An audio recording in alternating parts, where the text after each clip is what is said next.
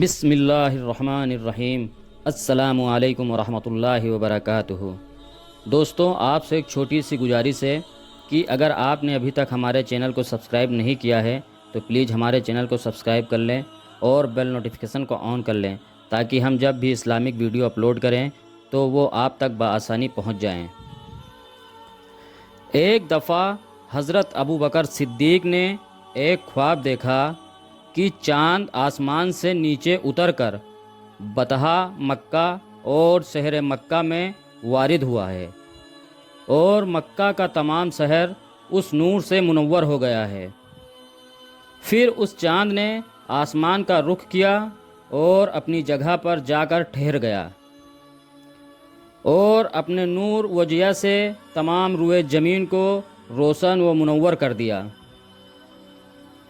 بہت سے دوسرے ستاروں نے بھی اسی طرح حرکت کی۔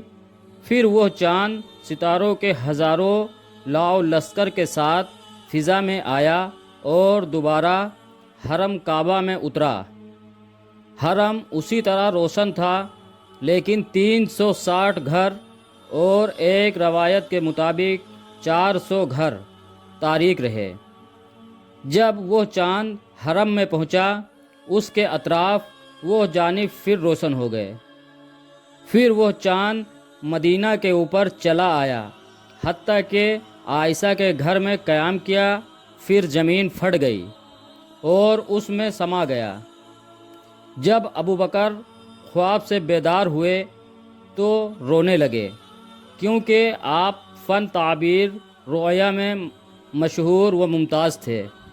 آپ نے اس خواب کی تعبیر و تحویل کی نظر سے دیکھا تو آپ کو معلوم ہو گیا کہ وہ چاند نبی کریم صلی اللہ علیہ وسلم کا آفتاب جمال ہے اور ستارے آپ کے عزیز و اقارب اور صحابہ اکرام ہیں، جو آپ کی موافقت میں ہجرت اور مسافرت اختیار فرمائیں گے اور مدینہ میں ہجرت کریں گے، اور اس چاند کا مکہ کی طرف لوٹنا فتح کی دلیل ہے جو نبی کریم صلی اللہ علیہ وسلم کو حاصل ہوگی۔ اور اس چاند کا عائشہ کے گھر میں آنے سے یہ مراد ہے کہ عائشہ کو آپ کی زوجہ مطہرہ بننے کا شرف حاصل ہوگا۔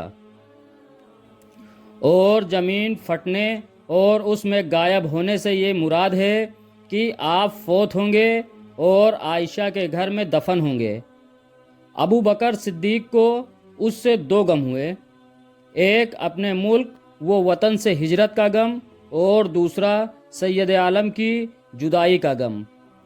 آپ نے دل میں سوچا، جب غربت درپیش ہے، نبی کریم صلی اللہ علیہ وسلم کی مصاحبت کو ہاتھ سے نہیں جانے دینا چاہیے۔